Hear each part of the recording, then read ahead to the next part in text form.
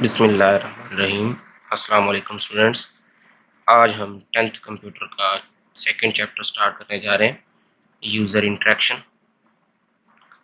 तो ये बहुत इम्पोर्टेंट चैप्टर है क्योंकि हमने इसमें इनपुट और आउटपुट फंक्शंस के बारे में पढ़ना है और इसके अलावा भी हमने इस चैप्टर में फंक्शन के बारे में पढ़ना है और ऑपरेटर्स के बारे में पढ़ना है। तो इस हवाले से ये मोस्ट इम्पॉर्टेंट चैप्टर है। तो सबसे पहले हम जो हमारा आज का पहला टॉपिक है उसको डिस्कस करते हैं, वो है इनपुट आउटपुट फंक्शंस। तो आज हम आउटपुट फंक्शन को डिस्कस करेंगे और नेक्स्ट लेक्चर में इंशाल्लाह हम इनपुट को भी डिटेल से डिस्कस करेंगे। तो जैसे कि हम पिछले चैप्टर में पढ़ के आ चुके हैं कि सी लैंग्वेज में हमारे पास कुछ रिजर्व वर्ड होते हैं, कुछ फंक्शन होते हैं। ऐसे ही हमारे पास जो है एक फंक्शन है प्रिंट एफ। ठीक है, तो क्या काम होता है प्रिंट एफ का, हम क्या कि हमारे पास एक आउटपुट फंक्शन है और बिल्ट इन फंक्शन है। यानी कि इसलिए हमें क्या करता है कि सी लैंग्वेज में हमारे पास कोई भी हमने आउटपुट डिस्प्ले करवानी है, कुछ भी प्रिंट करवाना है, तो उस पर्पज़ के लिए हमारे पास ये वाला फंक्शन प्रिंट एफ इस्तेमाल होता है। और लास्ट टाइम हमने ये भी पढ़ा था कि सी लैंग्वेज जो है एक केस सेंसिटिव लैंग्वेज है। मतलब इसमें हमने जो भी वैल्यूज़ जो हैं, रिजर्व वर्ड जो उसके अंदर डिफाइन है, हम उन्हीं को सिर्फ इस्तेमाल कर सकते हैं। जैसे कि हमारे पास ये प्रिंट एफ लिखा हुआ है, तो इस प्रिंट एफ को हम सिर्फ इसी तरीके से स्मॉल लेटर में ही लिख सकते हैं। अगर हम इसमें पी को कैपिटल कर दें और बाकी वैल्यू वैसे लिखें और फिर ये हमारे पास जो है एरर देगा। और अगर हम ये भी सारा स्मॉल लिख लेते हैं और एफ को कैपिटल कर देते हैं तो ये भी हमारे पास गलत होगा, क्योंकि हम लास्ट टाइम ये पढ़ के आए हैं कि सी लैंग्वेज क्या है, केस सेंसिटिव लैंग्वेज है। तो उस लिहाज से इसने बिल्कुल जो वर्ड जो है उसके अंदर रिजर्व है उन्हीं को उन्होंने फॉलो करना है, क्योंकि कोई भी लैंग्वेज होती है, कोई भी प्रोग्राम होता है, उसके अंदर जो रूल्स बना दिए जाते हैं उन्हीं को हमने फॉलो करना होता है। सी लैंग्वेज के जो रूल्स बने हुए हैं, सिंटैक्स एरर, वो भी यही चीज़ है कि हम किसी भी रूल को अगर हम फॉलो नहीं कर रहे होंगे तो हमारा प्रोग्राम जो है वो एरर दे देगा। ठीक है, तो हम सबसे पहले देखते हैं कि प्रिंट एफ फंक्शन को हम किस तरह से इस्तेमाल करेंगे। बाकी तो सारी चीज़ें वही हैं, प्रोग्राम लिखना कैसे था वो लास्ट टाइम हमने डिस्कस किया था कि किसी भी प्रोग्राम को लिखने के लिए हमारे पास उसकी जो है ना 3 मेन पार्ट होते हैं। पहला होता है हेडर सेक्शन, दूसरा मेन और तीसरा उसकी बॉडी। तो हमने क्या करना होगा कि हमने सबसे पहले लिखना है प्रिंट एफ, उसके बाद ये राउंड ब्रैकेट्स।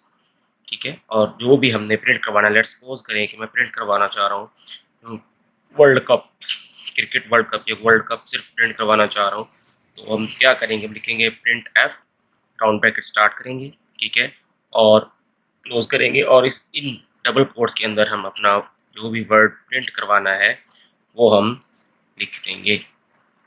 ठीक है, और एंड में स्टेटमेंट टर्मिनेटर हमने लाजमी यूज़ करना है। ठीक है, लास्ट लेक्चर में हमने डाटा टाइप्स के बारे में थोड़ा सा पढ़ा था कि हमारे पास कौन कौन किस्म की डाटा टाइप होती है। हमने इंट के बारे में पढ़ा था, ठीक है, और उसके बाद हमने फ्लोट के बारे में पढ़ा था और कैरेक्टर के बारे में पढ़ा था। तो इंट में पता था हमें कि किस किस्म की वैल्यूज़ जो हैं इस्तेमाल होंगी, लेट्स सपोज करें 12 -13 इस तरह की। और फ्लोट में भी हम जानते हैं कि पॉइंट्स वाली वैल्यू जैसे कि 2.3 4.9 इस तरह की। और कैरेक्टर में हमें पता था कि हम क्या करते थे, कोई भी कैरेक्टर जो है वो उसके अंदर स्टोर करवाते थे, लेट्स सपोज सिंगल कोट के अंदर या सिंगल कॉमा के अंदर, इस तरह के हम उनकी वैल्यूज़ को स्टोर करवाते थे। और ये भी हम जानते हैं कि जो इन टाइप है ये कितनी मेमोरी ऑक्युपाई करती है, ये 4 बिट। फ्लोट भी हमारे पास जो है 4 बाइट और फ्लोट भी 4 बाइट, और जो कैरेक्टर है ये हमारे पास 1 बाइट मेमोरी जो है वो ऑक्युपाई करती है। अब हमारे बुक में एक एक्टिविटी दी गई है 2.1, वो आप लोग खुद से प्रैक्टिस करेंगे क्योंकि वो लिखी हुई है। उसके बाद एक्टिविटी 2.2 दी गई है कि वो क्या कहा जा रहा है। उस एक्टिविटी में कहा ही जा रहा है कि write a program that show your first name in upper case and your last name in lower case letter on the screen. तो काम वही करना है, हमने क्या करना है, सबसे पहले header an include stdio dot H, उसके बाद वॉइड मेन ये चीज़, और फिर हमने प्रिंट एफ का जो फंक्शन है वो इस्तेमाल करना है। और लेट्स सपोज करें कि मैं लिख रहा हूँ कि my name is Ajmer Ahmad, तो मैं अजमेर को कैपिटल और अहमद को लोअर केस में लिख रहा हूँ और उसके बाद इन डबल कोट्स को लगा देंगे और ये स्टेटमेंट टर्मिनेटर हमने लाजमी इस्तेमाल करना है और इस तरीके से हमारी एक्टिविटी 2.2 जो है वो प्रिंट हो जाएगी। एक बात याद रखिएगा, हमारे पास जो भी फंक्शन प्रोग्राम हम करवा रहे हैं उसकी मेन जो एग्जीक्यूशन होती है, हमने पढ़ा भी था ना कि फर्स्ट हमारे पास के 3 हिस्से होते हैं। ये हमारे पास हेडर सेक्शन हो गया, ये हमारे पास मेन का फंक्शन था और ये जो थी मेन के फंक्शन की बॉडी थी। किसी भी प्रोग्राम की जो एग्जीक्यूशन होती है वो मेन की जो बॉडी है ना उसके अंदर जो लिखा हुआ सिंटैक्स उसके ऊपर हो रही होती है।